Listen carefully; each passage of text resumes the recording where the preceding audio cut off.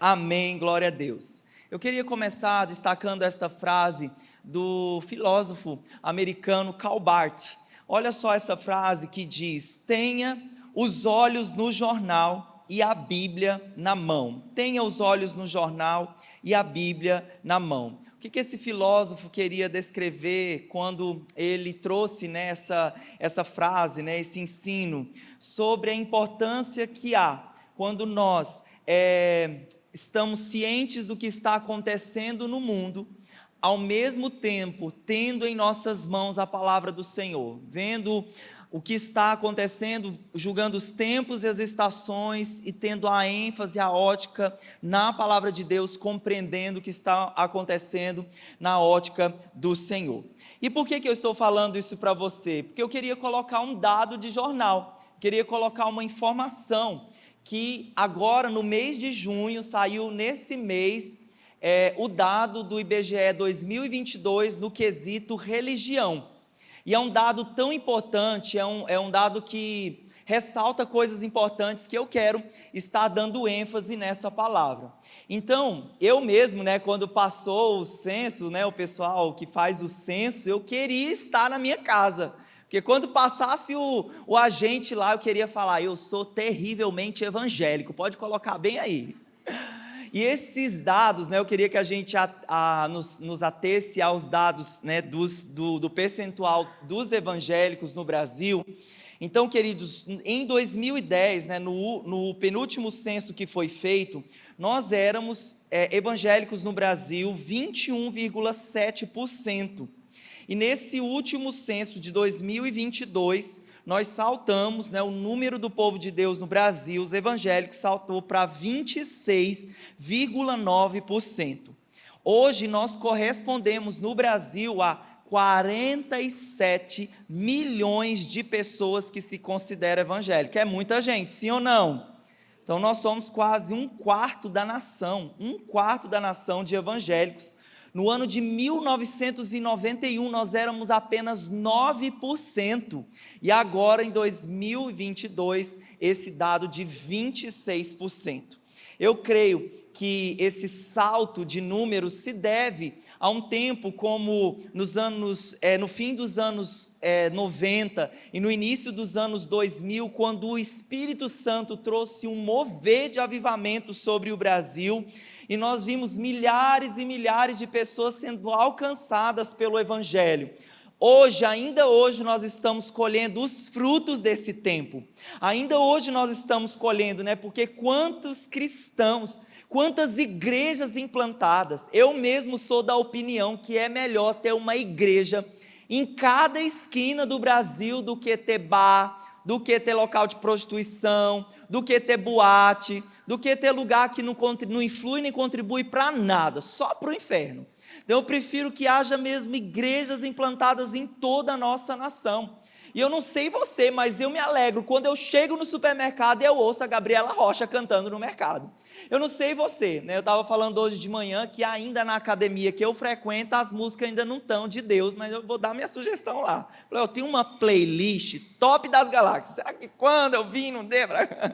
Mas é muito bom, nós realmente estamos aqui, diversos profissionais, em todas as áreas, nós estamos em todas as áreas da nossa sociedade. Nós estamos no cinema. Quem já assistiu o filme The Chosen? Quem levanta a mão? The Chosen, que é uma série incrível, espetacular, muito bem feita. Ontem nós tivemos aqui na nossa igreja, você que não veio, perdeu. Sempre que você falar de Giovanni Si, pode vir sem reservas. Uma excelente companhia de teatro cristã. Eu fiquei impactado. Eu quase entreguei minha vida para Jesus de novo aqui ontem. Então, queridos, nós estamos na mídia, nós temos eventos só para nós. Glória a Deus, porque o povo de Deus tem avançado nessa nação. Eu posso ouvir um glória a Deus? E glória a Deus mais ainda, sabe por quê? Porque hoje o que nós estamos vivendo é fruto de homens e mulheres que em Jesus pagaram preço de oração, de jejuns, de atos proféticos e abriram caminho para que hoje eu e você estamos vivendo. Então nós precisamos valorizar essa história e como povo de Deus no Brasil nós estamos fazendo história. Mas nós, queridos, não podemos nos conformar só com isso. Então, no meio dessa grande explosão religiosa que nós temos no Brasil, nós devemos fazer uma pergunta que é inevitável. Por que nós somos 26%, e sendo 26%, nós ainda não, com essa multidão de evangélicos no Brasil, por que Cristo ainda não está refletido de uma forma mais palpável na cultura, na política, na ética e na justiça da nossa nação? Então, queridos, o problema não é a presença evangélica nos números, mas é a ausência de frutos. Ausência de frutos. O país está cada vez mais evangélico, mas os índices de corrupção, os índices de desigualdade, de negligência, de violência, eles permanecem cada vez mais alarmantes. Como uma multidão de evangélicos assim, que deveriam estar orando enfaticamente, proclamando justiça, vivendo em retidão, demonstrando frutos, como a nossa nação ainda permanece com tantos índices assim. E isso escancara para nós uma crise, e uma crise que se chama discipulado. Diga assim comigo, discipulado. Porque enquanto o número de frequentadores das igrejas aumenta, os verdadeiros seguidores de Jesus diminuem. Nós crescemos, queridos, em quantidade, mas nós temos encolhido em profundidade. Milhões de pessoas dizem seguir Jesus, mas quantos de fato se parecem com Jesus? Quantas pessoas têm falado, puxa, você tem algo diferente, você tem um perfume diferente, você tem uma essência diferente. Então, o tema dessa palavra de hoje, da terceira e última dessa série, procuram-se. Durante essas últimas 3 semanas, eu creio que o coração do Senhor, a Bíblia diz que os olhos do Senhor estão procurando em toda a terra verdadeiros adoradores. O Senhor está procurando leais, foi a primeira palavra da nossa série. O Senhor está procurando corações de servos, a palavra da semana que vem. E hoje, eu creio que o Senhor está procurando por verdadeiros seguidores, verdadeiros discípulos de Jesus. Procuram-se discípulos. E a pergunta que eu tenho para você, o que significa ser um discípulo de Jesus? O que significa ser um discípulo de Jesus?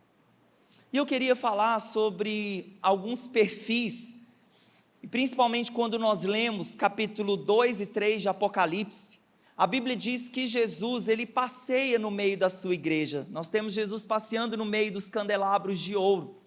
Jesus, querido, ele se move no ambiente de igreja. Jesus se move no ambiente, no meio da família da fé, no meio do povo de Deus. E Jesus estava se movendo entre 7 igrejas. E no meio dessas 7 igrejas, Jesus trouxe tanto elogios, como Jesus também trouxe palavras de correção para aquelas 7 igrejas de Apocalipse. Eu sei que são 7 igrejas, é muito assunto, é muito conteúdo, é muita profundidade, mas eu gostaria de destacar 3 dessas igrejas. Eu quero falar sobre a igreja de Tiatira, eu quero falar sobre a igreja de Pérgamo, e eu quero falar sobre a igreja de Filadélfia. E eu não sei se você sabe, mas essas igrejas que eram proeminentes, que tinham números também como esses que temos no Brasil, eram igrejas vivas. Hoje, a região onde essas igrejas estão, porque ainda existem esses locais, hoje apresenta-se somente 1% de cristãos. O que aconteceu nesses lugares? O que aconteceu nessas cidades, que hoje muitos cristãos do Brasil vão fazer caravana para visitar ruínas? E eu creio que não é assim que o Senhor quer ver a igreja brasileira em ruínas, decaindo, perdendo a paixão, perdendo a essência por Jesus. Então nós precisamos aprender com os elogios de Jesus que Ele fez a essas igrejas, mas também as correções que o Senhor destinou a essas 3 igrejas. Então nós vamos ver 3 áreas que os discípulos precisam continuar crescendo na presença do Senhor. Nosso primeiro ponto, eu queria que você repetisse-o comigo: discípulos vivem a verdade. Vamos dizer juntos? Discípulos vivem a verdade. Apocalipse 2:20 diz o seguinte: No entanto, contra você eu tenho isso: você tolera Jezabel, aquela mulher que se diz profetiza. Com seus ensinos ela induz os meus servos à imoralidade sexual e a comerem alimentos sacrificados aos ídolos. As duas primeiras igrejas que eu vou citar aqui, elas têm coisas muito semelhantes.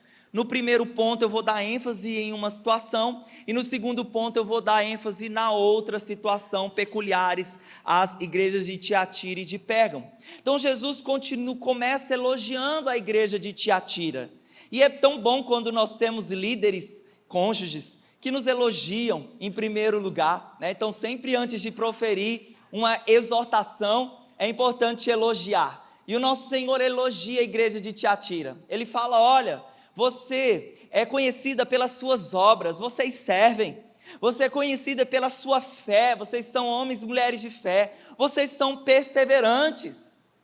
Porém, depois de elogiar, Jesus continua proferindo para eles agora: uma coisa eu tenho contra você. Se alguém chegasse para você e dissesse: olha, uma coisa eu tenho contra você. Se fosse eu, seu pastor, ou se fosse o seu cônjuge, ou se fosse o seu líder: olha, eu tenho uma coisa contra você. Era hora de você falar: eita, agora que vai vir um puxãozão de orelha, segura a onda. E a pergunta que eu te faço: quando alguém te chama, porque essa exortação do Senhor, que é uma exortação de amor, a exortação que o Senhor dirige a nós é para que nos conduza ao arrependimento, para que nos conduza a uma decisão, a uma atitude. Então quando alguém te chama a um despertamento: ei, acorda, sai dessa, vamos aqui para o meu reino de amor, vamos trazer o coração para a minha palavra. Querido, qual é a sua reação quando alguém te desafia para mudanças? Quando alguém te desafia para mudanças, para você se despertar, você acha ruim? Você exclui aquela pessoa do seu relacionamento? Quando o pastor começa a pegar um pouquinho mais pesado nas palavras, fala assim: eu vou para uma igreja mais light, onde fala um pouco mais assim, umas coisas mais de sucesso, de coisa assim que eu quero ficar ouvindo.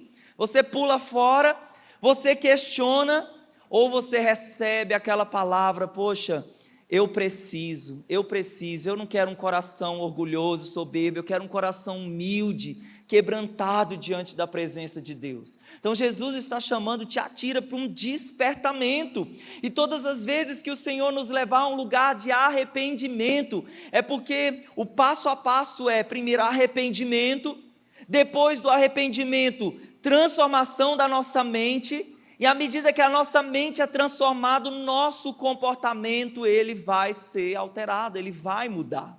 Então Jesus diz no versículo 20 a Tiatira: contra você eu tenho isso, você tolera. O que Jesus tinha contra essa igreja? A Bíblia diz que essa igreja tolerava os ensinos de Jezabel. Não era que existia uma pessoa lá na igreja chamada Jezabel, era uma influência espiritual descrita lá no livro de Reis, de uma mulher que se chamava profetisa. É uma mulher que não era do povo de Deus, uma mulher que era completamente sedutora, e com seus ensinos, com seus argumentos, ela induzia o povo tanto à sedução como também à imoralidade sexual. Um ensino de rebelião, um ensino de sedutora rebelião que corrompia completamente a verdade de Deus. E olha o que Jesus continua dizendo aqui no versículo 24, e eu falei: Senhor, será mesmo que o Senhor estava se referindo a uma igreja? Porque o Senhor disse, essa doutrina de Jezabel continha profundos segredos de Satanás. Espera aí, Jesus, como assim? O povo tem fé, o povo tem perseverança, né? É conhecido diante do Senhor, mas era um perfil de igreja que ouvia os profundos segredos de Satanás, porque é isso, esse fundamento de sedução e rebelião são estratégias de Satanás para detonar a fé de uma pessoa e de uma igreja. Então o que é, querido, tolerar? Tolerar é quando você permite. Tolerar é quando você dá suporte. Então essa igreja permitia e dava suporte a esse espírito de insubmissão, de rebelião, a esse espírito de imoralidade sexual. E nesse caso aqui, eles ouviam a voz de falsos mestres e das suas heresias. E por isso essa igreja se corrompe, porque os seus ouvidos não estavam ouvindo o ensino correto da palavra de Deus, eles estavam dando atenção a mentiras, a falsos mestres e a heresias. Queridos, uma igreja e um discípulo que não é vacinado contra esses falsos ensinos, não tem poder para resistir à apostasia. Logo essa igreja, logo esse discípulo vai abandonar a fidelidade às Escrituras. Queridos, e hoje é muito fácil nós nos perdermos. Quando você entra na sua rede social, YouTube vai te dando sugestão após sugestão, ministros, pastores, igrejas, de tudo quanto é forma, de tudo quanto é jeito. Inclusive, uma das ferramentas, quem aqui usa a IA, que é a inteligência artificial? Levanta a mão. Quantos aqui já estão usando a inteligência artificial? Eu uso a inteligência artificial, mas aí quando eu faço algumas perguntas lá, eu vou ver a fonte, eu vou comparar com as minhas bíblias de estudo, de papel, eu vou averiguar aquilo que homens de Deus que têm ministérios perseverantes com frutos para a glória do Senhor estão falando sobre aquele tema. Então é muito fácil hoje, nós nos perdemos, nós assistimos um conteúdo que de repente vai ser como uma isca para fisgar o seu coração e te enganar em alguma área da sua vida. O próprio Senhor Jesus, ele nos deu um alerta em Mateus 22, 29. Jesus, ele disse: vocês estão enganados, porque não conhecem as Escrituras e nem o poder de Deus. Então não conhecer a palavra, não conhecer a verdade de Deus, querido, é um grande erro do nosso coração. Jesus está falando aqui, vocês precisam conhecer as Escrituras. Vocês precisam conhecer o poder de Deus, porque se vocês não conhecem, vocês estão perdidos. Então, querido, o erro mais grave, a ponto de nós tolerarmos e sustentarmos os segredos de rebelião e de sedução, esse ensino de Jezabel, é nós não termos conhecimento profundo das Escrituras e da palavra de Deus. E uma vez, querido, que os seus ouvidos não estão abertos à palavra, eles estão tapados, e seus ouvidos estão tapados, bloqueados, a sua fé não pode ser desenvolvida. E se a sua fé não pode ser desenvolvida, você não pode agradar a Deus. E se você não pode agradar a Deus, você viverá como um fraco na fé. Diga comigo, misericórdia. Apocalipse 2, no versículo 7 diz: aquele que tem ouvidos para ouvir, ouça. Ouça aquilo que o Espírito Santo está dizendo à sua igreja, que os nossos ouvidos estejam abertos para nós sermos construídos sobre o principal fundamento das nossas vidas. Sabe por quê que você é tão abalado quando as circunstâncias vêm? Porque a circunstância vai alcançar todo mundo, a tempestade vai alcançar todo mundo, e Jesus disse, quando ele fez aquela comparação da casa na areia com a casa na rocha, que a casa vai desabar quando o nosso fundamento não estiver tão firme nas Escrituras e na palavra de Deus. Então, uma vez que as tempestades elas vierem, quando você está fundamentado em Deus, a sua fé está edificada em Deus, você vai prevalecer quando as circunstâncias vierem contra você. Amém ou não amém? Então nós precisamos desenvolver esse hábito de ter relacionamento com a palavra. Estava ouvindo o pastor Jackson esses dias, e ele disse que um irmão falou assim: pastor Jackson, o senhor ficou lá em Palmas 15 anos, e 15 anos, pastor, estive lá em quase todos os cultos, e o senhor, toda a palavra, tinha um pontinho lá que o senhor falava de ter um relacionamento sério com a palavra de Deus. Eu estou mentindo ou estou falando a verdade? Verdade. E aí o pastor Jacques falou assim: então e você, irmão? Como é que ouviu 15 anos sobre isso? Como é que está essa área da sua vida? Poxa, pastor, estou meio vacilante, né? Não estou lendo a Bíblia e tal. Não somente ouvintes, mas também praticantes da palavra de Deus. Então muitas pessoas imaginam como vai vir as heresias, como um grande satanásão, assim, vermelhão, né, de chifre, porque se ele viesse assim, você ia, sai daqui, capeta ruim do inferno. Mas como Satanás vem nos enganando, ele vem plantando sementes de dúvida. Foi isso que aconteceu lá no Éden com a Eva, foi isso que aconteceu lá no deserto com Jesus, Satanás lançando semente de dúvidas. Ei, será que é assim mesmo? Será que é assim mesmo? Será que foi assim mesmo que Deus disse? Será que não tem um mais, um porém, com tudo, alguma coisa assim? Então nós devemos estar tão atentos, porque ele vem com essas estratégias sutis, às vezes lá no meio de uma mensagem muito linda, muito bem trabalhada, mas um erro, e aí eu retenho aquilo, e aí aquilo entra no meu coração. Então por isso que nós devemos estar tão atentos. O versículo 21 desse texto, olha só o que Jesus disse para Tiatira: eu dei-lhe tempo para que se arrependesse da sua imoralidade sexual, mas ela não quer se arrepender. Quem aqui é pai? Levanta a mão. Nós, como pais, quando disciplinamos os nossos filhos, nós damos um tempinho para eles. Ei, vou te dar um tempo para você refletir aí. Os meus mesmo eu coloco primeiro na cadeirinha do pensamento. Vou dar um tempinho aí para você refletir no que você fez. Queridos, Jesus falando: olha, eu te dei tempo, igreja de Tiatira, para que você se arrependesse, mas a Bíblia diz que ela não quis se arrepender. E todas as vezes que Deus traz um comando, então, quem quer uma palavra de sucesso? Toma aí, meu irmão, que está cheio de palavra de sucesso, está cheio de palavra de vida. Todas as vezes que eu leio a palavra, as promessas de Deus para mim, elas estão cheias de direções, de orientações do Senhor, mas quando você não quer obedecer a palavra de Deus, quando você não quiser arrependimento, vão haver consequências. O pastor vira essa boca para lá, viro para lá. Haverão consequências. Versículo 22 diz: vou fazê-la adoecer e trarei grande sofrimento. Queridos, se nós não nos arrependermos dos nossos maus caminhos, vão haver consequências de sofrimento, e vão haver morte para essa igreja, para essa pessoa, morte espiritual. E nós temos visto sinais de morte espiritual em muitas igrejas na Europa, em muitas igrejas nos Estados Unidos, em muitas igrejas no Brasil que têm aderido ensinos e doutrinas liberais e progressistas. Isso é só uma questão de tempo para a morte espiritual dessas pessoas e dessas igrejas.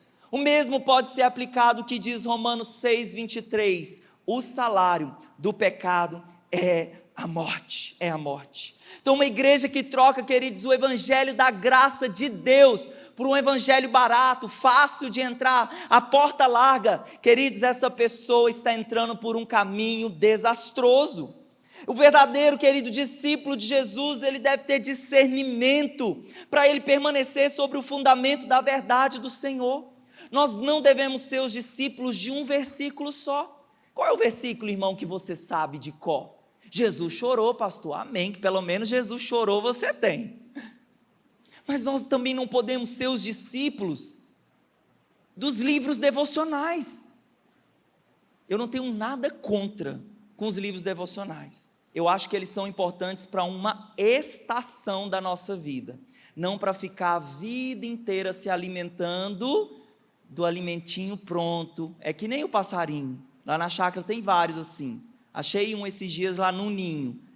A mãe, a passarona, pega a minhoquinha, leva lá no ninho, e o passarinho está lá com a boquinha aberta. Esse é o devocional, que você sabe o nome aí, vem vários, tudo bem por isso, mas queridos, é importante você abrir a Bíblia. Espírito Santo, fala ao meu coração, o que o Senhor quer falar comigo nesse texto? Porque lá no devocional, aquela pessoa recebeu de Deus, ela está transbordando, mas aí quando eu abro a minha Bíblia, tenho relacionamento com ela, o meu coração é transformado pelo Senhor. Então eu já vejo você dando passos maiores de fé, comprando uma Bíblia de estudo. Olha, eu, por exemplo, não falei isso de manhã, mas eu tenho uma coleção do Hernandes Dias Lopes, que ele vai comentando versículo por versículo dos livros da Bíblia. É muito, muito rico. Então eu recomendo você, do lado ali da sua Bíblia, um livro de estudo para você crescendo, para quando a mentira de Satanás aparecer, a semente da dúvida, meu coração vai estar alerta contra essas mentiras. Então o coração do discípulo que vive a verdade, ele é consistente. Diga assim comigo, consistente. O que é o discípulo consistente? dia após dia ele está no mesmo lugar, na mesma hora, fazendo as mesmas coisas. Diga assim comigo: mesmas coisas. É o discípulo consistente. Então ele recebeu de Deus aqui, amanhã ele lê a Bíblia dele, aí ele passa 1, 2, 15 dias, depois ele lê a Bíblia. Queridos, esse não é o tipo de líder, de pessoa consistente. O consistente, ele está lá, mesmas coisas, fazendo as mesmas coisas, dia após dia, meditando na palavra. Hoje eu não estou sentindo nada. Muitas vezes eu não sinto nada, vou dizer para você, muitas vezes eu não tiro conclusão nenhuma, mas eu estou lá. E por estar lá, o meu coração está sendo transformado pela contemplação da presença de Deus. Eu posso ouvir um amém? Então, meus queridos, os discípulos, eles vivem a verdade. Em segundo lugar, então nós falamos aqui da igreja de Tiatira. Vamos caminhar então para outra cidade, para a cidade de Pérgamo. Nosso segundo ponto, discípulos que andam em santidade. O pastor bebeu uma aguinha, você vai dizer um glória a Deus. Apocalipse 2,14. Apocalipse 2,14 diz: no entanto, tenho contra você algumas coisas. Você tem aí pessoas que se apegam aos ensinos de Balaão, que ensinou Balaque a armar ciladas contra os israelitas, induzindo-os a comer alimentos sacrificados a ídolos e a praticar imoralidade sexual. Então, como eu disse para você, de igual modo aqui, Tiatira e Pérgamo, nós víamos tanto esses caminhos obscuros das heresias, ouvindo falsos mestres, mas também uma das características que essas duas igrejas compartilham é essa caminhada na imoralidade sexual. E qual foi o ensino aqui de Balaão? Não existia lá na igreja de Pérgamo um homem chamado Balaão, mas também era um ensino que aquela igreja, uma influência maligna que aquela igreja estava seguindo. Qual que era o ensino de Balaão? A Bíblia diz lá em Números 25:1, que o povo começou a entregar-se à imoralidade sexual com as mulheres. Existia um rei chamado Balaque que ele queria amaldiçoar Israel, e ele chamou Balaão, que era um vidente, e ambos não eram israelitas, e Balaão, ouvindo de Deus, Deus falou: não amaldiçoe Israel, Israel é abençoada por mim, existe promessa sobre esse povo. E ele falou: olha, não tem como, Israel não pode ser amaldiçoado. E qual foi o ensino de Balaão para Balaque? E eu vou falar para você na versão super atualizada da Bíblia. Coloca uma mulher pelada lá no meio de Israel. Leva as mulheres estrangeiras lá para dentro de Israel para eles se contaminarem sexualmente com essas mulheres. Essa vai ser a estratégia. Essa vai ser a isca. E essas mulheres, elas traziam também, porque a mulher traz consigo o ensino, elas traziam seus ídolos. Então, era sobre essa influência, tanto de idolatria. O que é idolatria? Quando eu coloco no meu coração outras coisas a não ser Deus. E um ídolo pode ser o dinheiro, pode ser o trabalho, pode ser uma outra pessoa, pode ser, enfim, várias coisas. Então, essa igreja de Pérgamo estava sendo influenciada por idolatria e por imoralidade sexual. E queridos, de 2 em 2 anos eu tenho no meu coração de sempre voltar nesse assunto de imoralidade sexual, porque é uma coisa que a igreja tem perdido a sua força de pureza no Brasil e que ia dizer nas nações. E eu queria colocar para você aqui uma figura, o que aconteceu com um grande homem de Deus que vacilou nessa área. Então a Bíblia fala lá em 2 Samuel 11, 2 e 3 sobre Davi, sobre o rei Davi, um homem segundo o coração de Deus, que vacilou, que caiu. A Bíblia diz: uma tarde, Davi levantou-se da cama e foi passear pelo terraço do palácio.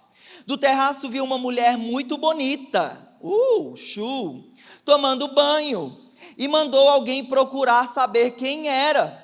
Disseram-lhe: é Batseba, filha de Eliã e mulher de Urias, o hitita, uma mulher casada. Então nós temos aqui um episódio tão triste da história de Davi, um fato que manchou toda a sua família, toda a sua casa, o adultério, que é um pecado sexual contra Deus, contra o nosso cônjuge, contra a nossa família. E como que começou? Tem uma frase que diz assim: não são as pequenas, as grandes pedras que nos fazem tropeçar, são as pequenas pedras. Como começou o pecado de Davi aqui, ó, com os olhos, janela da alma. Então ele está lá de bobeira, numa época que a Bíblia diz que ele devia, como rei, sair para batalhar.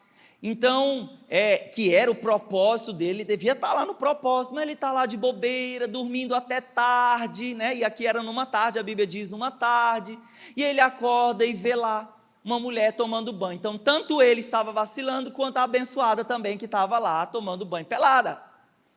Então, a Bíblia diz que aquilo que ele viu alimentou os seus desejos, alimentou o seu sentimento, alimentou a sua carnalidade.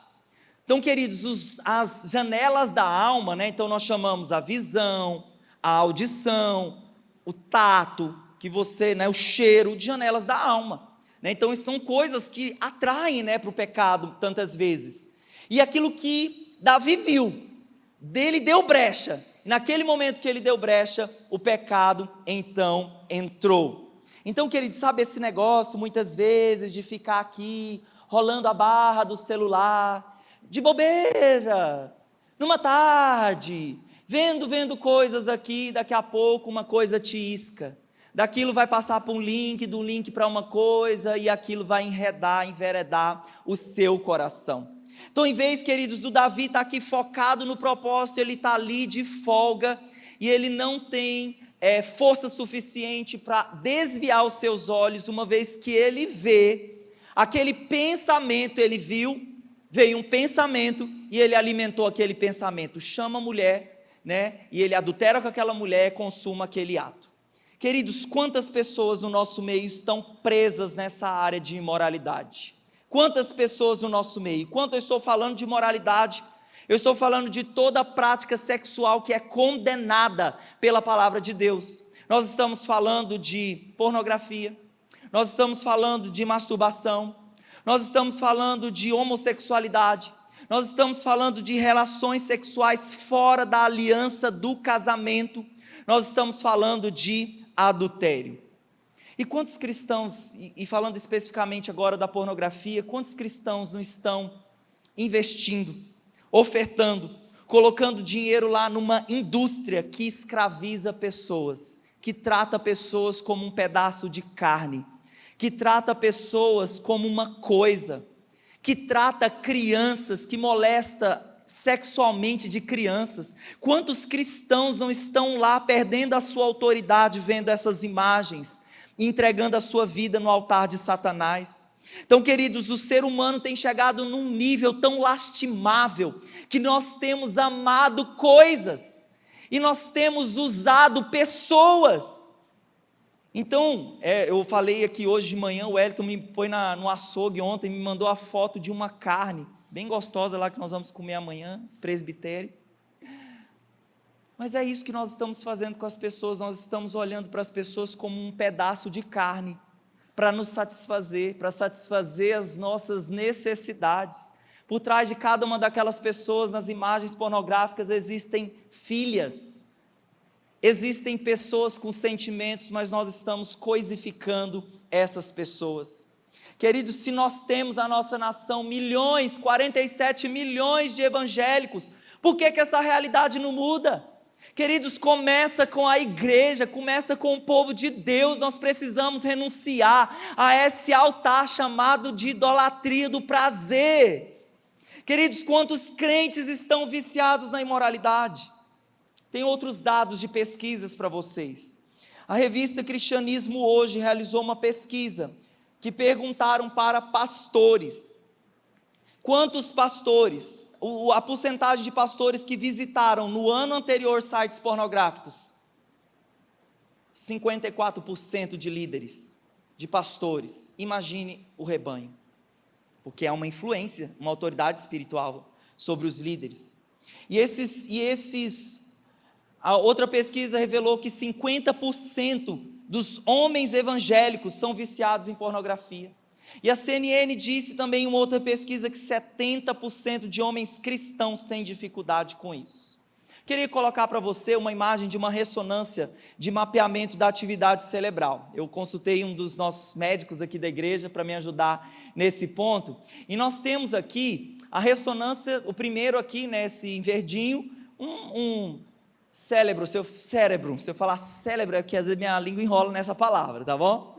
Um cérebro normal, Na segunda imagem nós temos ali um cérebro já um pouco danificado de uma pessoa viciada em heroína, né, que é uma droga altamente viciante. E nós temos o último ali, que você percebe mais danificado, mais corrompido ainda, o cérebro que é viciado em pornografia. Um cérebro que é viciado em pornografia. Queridos, esse médico disse para mim o seguinte: ele é infectologista, trabalha com muitas doenças sexualmente transmissíveis. Ele disse para mim: pastor, os profissionais de saúde não querem falar sobre isso, porque é uma epidemia silenciosa. É uma epidemia silenciosa. Sabe por quê? Porque a imoralidade, ela corrompe a intimidade com Deus. A imoralidade, ela corrompe a intimidade com o nosso cônjuge. A imoralidade corrompe a intimidade com o seu futuro cônjuge, jovem solteiro. Provérbios 6, 32 ao 33, quando nós voltamos os nossos olhos para o pecado de adultério, o Provérbios ele disse: mas o homem que comete adultério não tem juízo. Todo aquele que assim procede a si mesmo se destrói, sofrerá ferimentos e vergonha, e a sua humilhação jamais se apagará. Queridos, a porta que o rei Davi abriu com o olhar, começou no olhar, na pequena pedra, abriu um precedente desastroso e destruidor para toda a sua família. Com esse adultério de Davi, abriu-se uma porta de abuso sexual. Davi teve uma filha abusada sexualmente, houveram homicídios de seus próprios filhos, e aquela tentativa de usurpação do trono de Davi também. Tanto desastre aconteceu com a história, na história de Davi. Diga comigo: misericórdia. Lutero certa vez disse: tudo ao que o seu coração se agarra e em quem confia, esse é realmente o seu Deus. Se você não consegue sair desse lugar de prisão, eu quero dizer para você que a imoralidade talvez tenha sido o centro da sua vida, o Deus da sua vida. Mas queridos, há uma palavra de Deus para você, porque discípulos, eles andam em santidade. Discípulos andam em santidade. 1 Pedro 1, 15 a 16, a Bíblia diz: mas assim como é santo aquele que os chamou, sejam santos. Diga assim comigo: sejam santos. Vocês também em tudo que fizerem, pois está escrito: sejam santos, porque eu sou santo. Ou sou santo. O que é ser santo, pastor? Então, no grego, essa palavra santos é a palavra ágios. E o que essa palavra ágios quer exprimir para nós?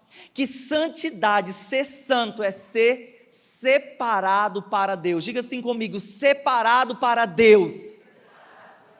É ser totalmente exclusivo de Deus. Em 2 Coríntios 6,17, na versão parafraseada da A Mensagem, diz o seguinte: não se associe com os que irão mergulhá-los na sujeira. Pensa, né, num buraco desastroso, imoralidade. Não se associe com aqueles que irão mergulhá-los na sujeira. Quero todos vocês para mim. Quero todos vocês para mim. Queridos, por anos da minha vida eu sofri com imoralidade. Por anos da minha vida, algumas dessas coisas que eu li aqui eu estive praticando. E por anos da minha vida eu achei que eu tinha que ser santo pela minha própria força, né? Eu preciso ser santo, eu preciso ser santo. Mas queridos, um dia ao ler, ao meditar sobre isso, que o Espírito Santo falou no meu coração: eu sou santo, sou eu que vos santifica.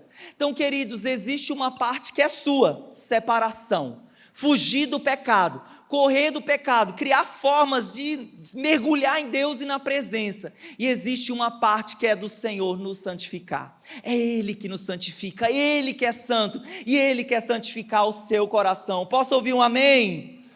Então a obra de Deus, querida, é santificar você, e a sua é de se separar, não ficar brincando, não ficar correndo até na boca do precipício. Ah não, eu só vou usar um pouquinho. Querido, isso é muito arriscado, é altamente viciante. E a igreja de Pérgamo, queridos, ela era uma igreja que ela não era exclusivamente do Senhor, ela não era uma igreja completamente do Senhor, ela estava dividida, o que a Bíblia diz, a mente dividida, o ânimo dobre. Ela não sabia se ela agradava a Cristo, ela não sabia se ela agradava os ídolos e a imoralidade. Essa igreja, ela se torna uma igreja mundana, um pé na igreja e um pé no mundo, o crente Raimundo. Já ouviu falar? Igreja mundana, uma igreja que não tem autoridade para influenciar o mundo de verdade. Então o pecado da igreja de Pérgamo, querida, era suportar, assim como Tiatira, o erro, suportar essas práticas que enfraqueciam a igreja. Hebreus capítulo 12, no versículo 14, a Bíblia diz: esforcem-se, diga assim comigo, esforcem-se. Bate a mão no peito e diz assim: esforça-te. Esforcem-se para viver em paz com todos e para serem santos. Sem santidade ninguém verá o Senhor. E a Bíblia diz no versículo 16, o conselho que Deus deu para Pérgamo, a exortação: portanto, arrependa-se, arrependa-se. Eu queria dizer para você, uma das coisas que eu fiz, lógico, foi muito pedir perdão para o Senhor, me humilhar na presença de Deus. Mas a outra coisa foi derrubar o altar da reputação. Que é isso? Outra coisa foi, diante de uma pessoa, diante de um líder, diante de alguém mais maduro, para me auxiliar, para me ajudar naquele processo, era expor o lado B do Willy, né? O lado ruim, o lado sujo, o lado dark aqui do coração.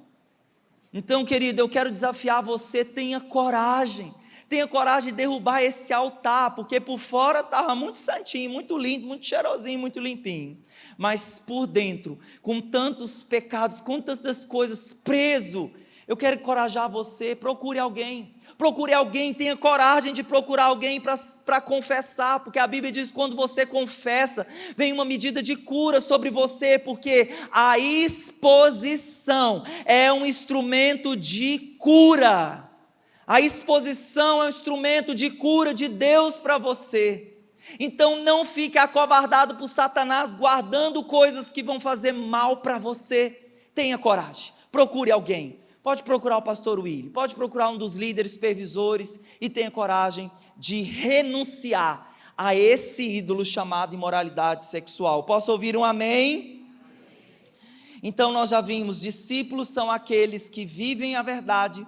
Diga assim comigo: discípulos são aqueles que vivem a verdade, e discípulos são aqueles que andam em santidade. E em terceiro e último lugar, discípulos crescem em maturidade. Nós vimos aqui duas igrejas que o confronto foi, puxão de orelha foi forte, mas nós temos aqui agora a igreja de Filadélfia. Uma igreja onde Jesus não proferiu nenhum puxão de orelha. Jesus proferiu elogios à igreja de Filadélfia. Olha só o que a Bíblia diz, Apocalipse 3:8: conheço as suas obras. Eis que coloquei diante de você uma porta aberta que ninguém pode fechar. Sei que você tem pouca força, mas guardou a minha palavra e não negou o meu nome. Então, na contramão de Pérgamo e de Tiatira, nós temos agora a igreja de Filadélfia, uma igreja que ficou conhecida por ser um exemplo de fidelidade ao Senhor, um exemplo de compromisso com a verdade do Evangelho. Olha o que Deus diz: conheço as suas obras. Uau, que poderoso isso! Eu contei, né, para os supervisores, até me gabando, né? E o pastor Eibe, ele anotou o meu nome, aí quem sou eu, né, na fila do pão, né? O pastor Eibe chegou assim: oi, pastor Willy. Eu quase caí para trás. Meu Deus, o líder, né? Pastor Eibe, super conhecido, me cumprimentando. Meu coração, fiquei assim, meu Deus. Mas, queridos, eu prefiro ser conhecido em dois lugares. Eu prefiro ser procurado no inferno. E eu acho que lá no inferno tem um cartaz bem grande com a minha cara, escrito assim: quem está feliz com Jesus? Aquele sorriso assim, procurado, um cartaz bem grande. Porque olha, meu irmão, nesse ano aqui, meu irmão, pensa num levante Satanás, que eu tenho falado: Senhor, me ajude. Mas eu prefiro ser conhecido no céu também pelo Senhor. Eu prefiro ser conhecido pelo nome de Jesus. Eu prefiro que o Senhor que conheça as minhas obras. E vai ser assim com você. Eu posso ouvir um amém? Seja conhecido pelos céus, porque o Senhor disse aqui: eu conheço as suas obras. Eu conheço as suas obras. Queridos, essa igreja ela era pequena em número, mas as obras dela eram conhecidas pelo Senhor, e o Senhor disse para elas: existe uma porta escancarada e aberta para você. Quem aqui gostaria de ter uma porta aberta na sua vida? Levanta a sua mão.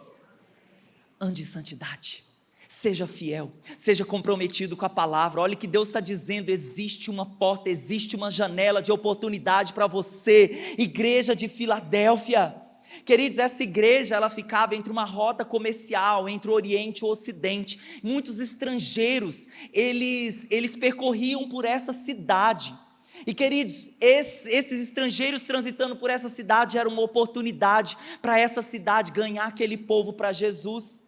Então essa igreja ela não desperdiça a oportunidade, essa porta aberta, ela prega o evangelho, que a Bíblia fala aqui que ela guarda a palavra, ela pregou o evangelho com firmeza, ela pregou o evangelho com fidelidade. E não quero dizer para você que era fácil não, porque Jesus diz aqui que ela foi uma igreja perseguida, mas ela prevaleceu, ela permaneceu. A igreja aqui de Filadélfia, querida, era uma igreja zelosa, porque ela guardava o nome de Jesus, porque ela guardava a palavra de Deus. Queridos, e eu e você, nós também podemos estar conectados a Jesus com este mesmo zelo. O que é que mais bate no coração do nosso Senhor? Por que Jesus morreu? Foi para salvar um prédio? Ou foi para salvar pessoas? Alguém pode me responder? Pessoas. Jesus morreu para nos libertar do pecado. Jesus morreu para salvar os perdidos. Queridos, e essa é uma das características mais importantes de uma igreja que prioriza discipulado. Ela ama pessoas. E quando eu estou falando aqui de discipulado, não é de estratégia de crescimento de igreja, apesar de que se eu exercitar isso, a igreja vai crescer. Mas eu estou falando, queridos, de uma estratégia, de uma ferramenta de Deus, de transmissão de valores geracionais do reino de Deus.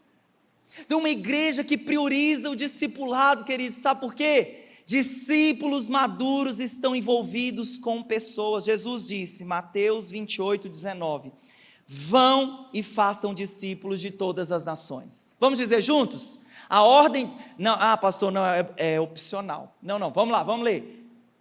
Vão e façam discípulos de todas as nações. Jesus não disse para nós aqui nesse texto: faça membro de igreja, pastor Willy, faça multidões. Não, o texto diz aqui: faça discípulos. E o verbo por trás desse texto, pode colocar aí meu trava-língua para eu não errar, que é a palavra mateteusate.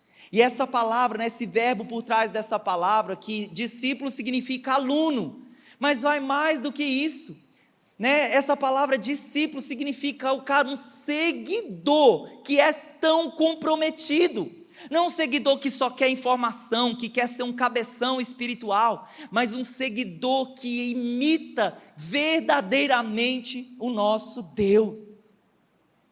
Olha essa frase do Ralph Waldo Emerson, diz o seguinte: o que você fala tão alto que eu não consigo ouvir a sua voz. O que representa isso daqui? Querido, aquilo que você faz como seguidor. Eu sou um discípulo, mas se de repente eu não estou tocando vidas, não estou tocando pessoas, querido, será que realmente eu estou falando alto? Porque falar alto é quando eu faço algo. Amém ou não amém? Nós vamos passar um pouquinho do horário hoje, perdão, tá bom? As crianças estão envolvidas hoje no Jump, elas se esqueceram de vocês, tá? Então hoje é dia que elas estão ganhando o Jump delas, o presente delas, a gente pode ficar aqui mais uma hora, tá bom? Suas crianças estão bem cuidadas. Mas eu queria terminar com um testemunho. Os irmãos que estiveram na conferência esse ano, eles ouviram um testemunho da pastora Rebeca. E a pastora Rebeca falou de uma das coisas que é a essência dessa casa. Queridos, temos uma igreja excelente, com uma iluminação chique na hora do louvor, excelentes equipamentos, um telão que está chegando por aí, né? Uma pintura da moda. Tudo isso não é a essência dessa igreja. Isso é para servir. A excelência é para servir a Jesus. Se Jesus não é servido com o que nós fazemos de excelente, nada faz sentido. Qual que é a essência dessa casa espiritual e a essência que eu e você devemos ter? A pastora Rebeca, ela disse que no ano de 2026, ela e o pastor Paulo, a pastora Rebeca é uma senhora de mais de 70 anos, poderia ter aposentado já pelo INSS. Ela poderia já estar no Japão. Ela tem 3 filhos e uma penca de neto morando no Japão. Ela podia ir para lá fazer missões, porque os netos e familiares dela estão lá. Mas sabe o que ela disse? Ela falou: em 2026, eu e o Paulo, nós estamos mudando para os Estados Unidos, para a Califórnia, para nós implantarmos uma nova igreja. Mas por que a Califórnia? Ela falou o seguinte: na Califórnia, no Vale do Silício, aquele lugar de muita informação, tecnologia, onde está o Google, né, e as grandes Big Techs, ela disse que ali é um lugar que atrai muitos asiáticos.